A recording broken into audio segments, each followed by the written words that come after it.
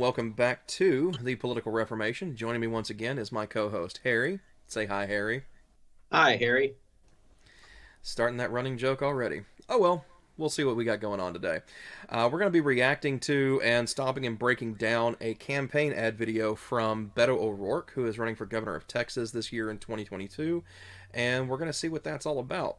So, let's go ahead and jump right into it. You ready, Harry? Yep. All right, here we go.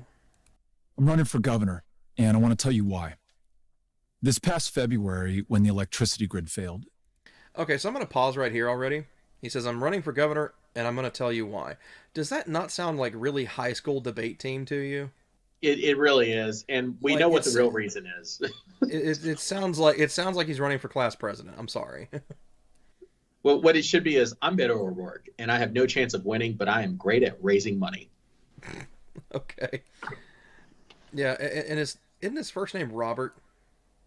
Yeah. Like, isn't his actual first name Robert?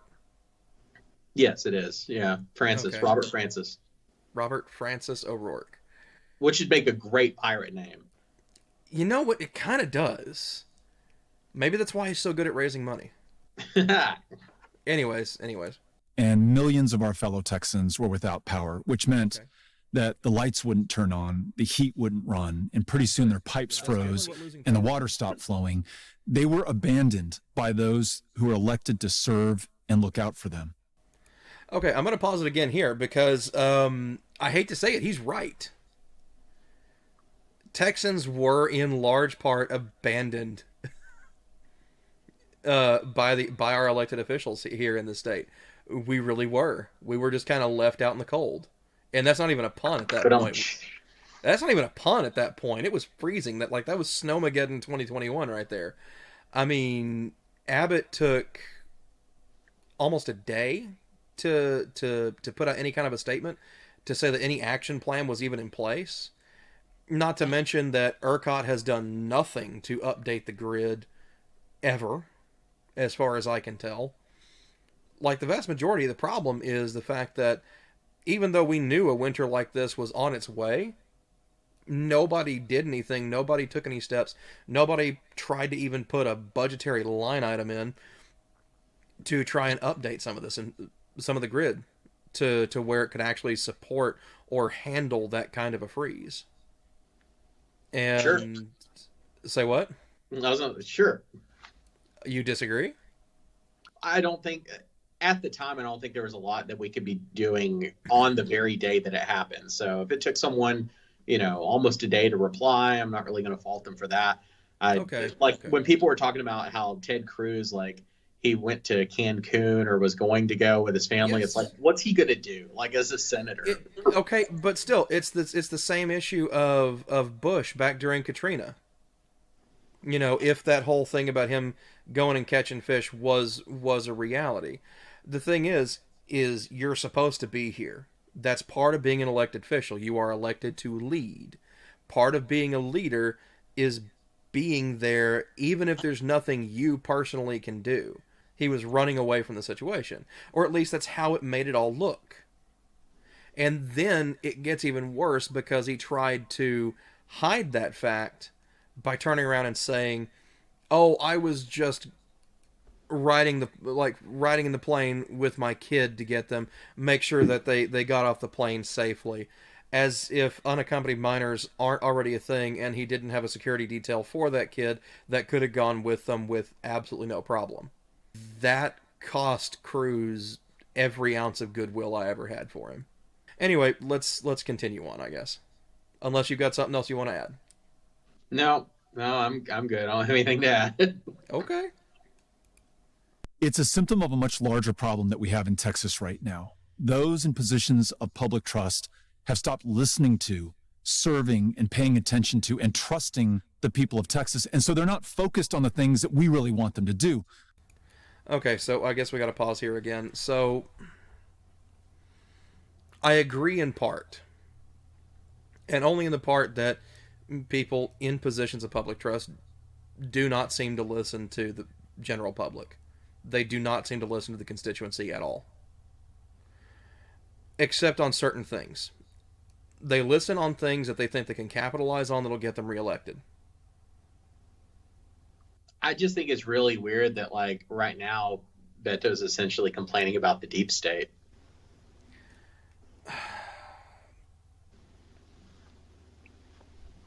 You really want to bring up deep state in all this?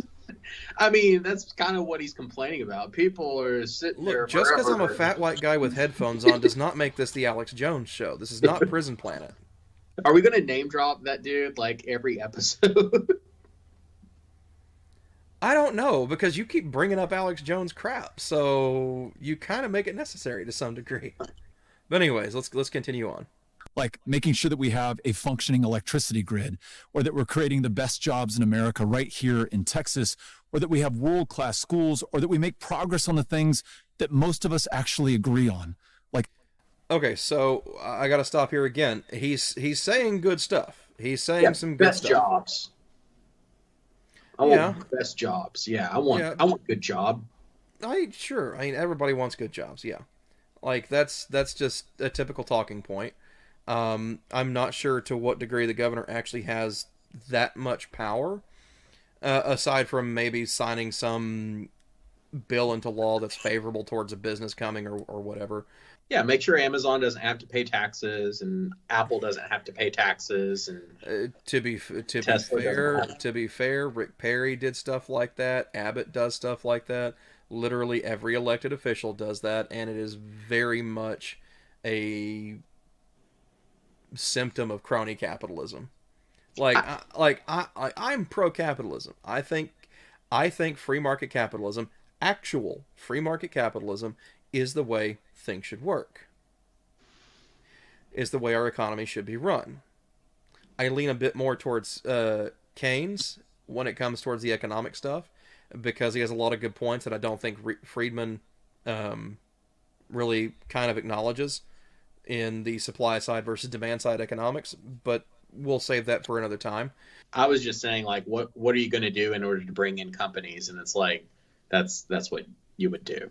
Yeah, that's what you would do, is make them is essentially kowtow to every demand they want, which is not how things should be run. I'm sorry.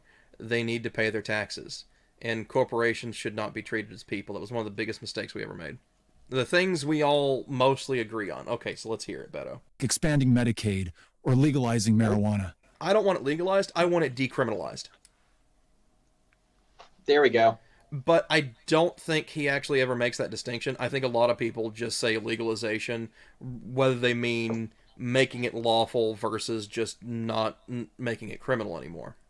No, so I think the distinction is in when you look at the policies that would be pushed forth, because it just got legalized, it got legalized last year where I live currently, and it is totally a way to one, to tax the mess out of it, and also to make sure that it is highly, highly regulated. Let's keep going. Yeah. Instead, they're focusing on the kind of extremist policies around abortion or permitless carry, or even makes us have to stop a lot. He says a lot in a very short amount of time. Permitless carry is extreme. Did you know that? It's not an extremist position to want to be able to exercise your Second Amendment rights without interference from the government. That's unless you were doing something blatantly unlawful that is causing harm to other people or endangering other people. That's why we have a criminal code that says you cannot walk around in public brandishing a firearm, waving a gun around. That's why we have those types of laws.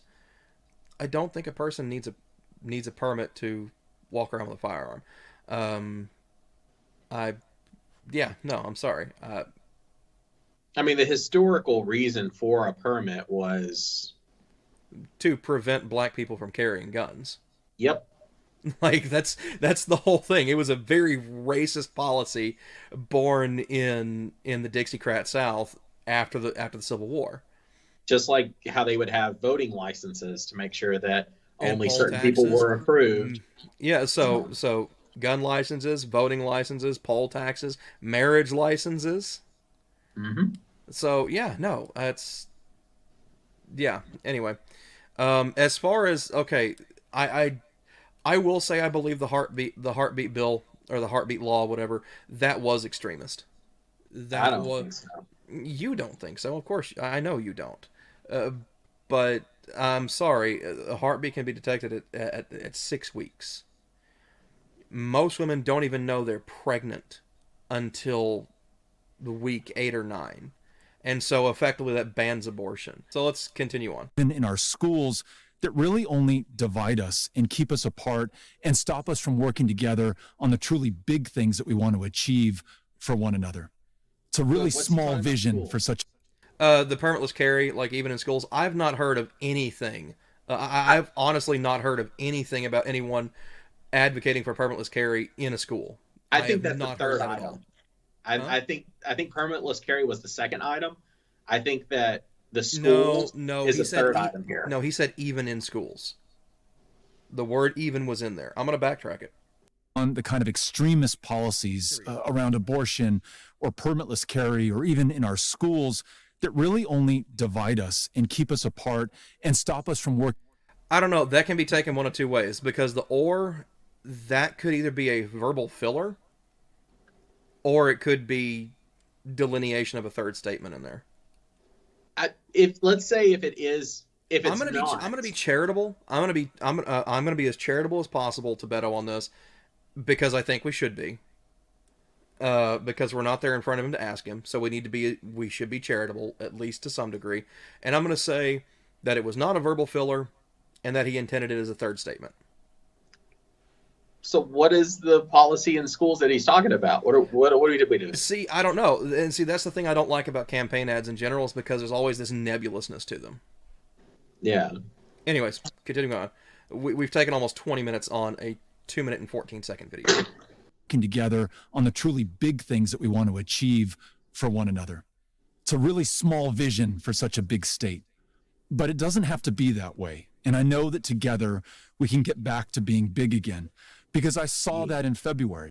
I'm sorry, that just sounds really weird. I don't like that wording. Drew, together we can get big again. That's just no. I don't like that. I do not like that how that sounds. Beto's going to bring gains to Texas like you've never seen. Don't skip leg day. When the electricity grid failed and those in power failed all of us, it was the people of Texas who were willing to put their differences behind them and get to work doing the job at hand, which meant helping our fellow Texans get through that crisis.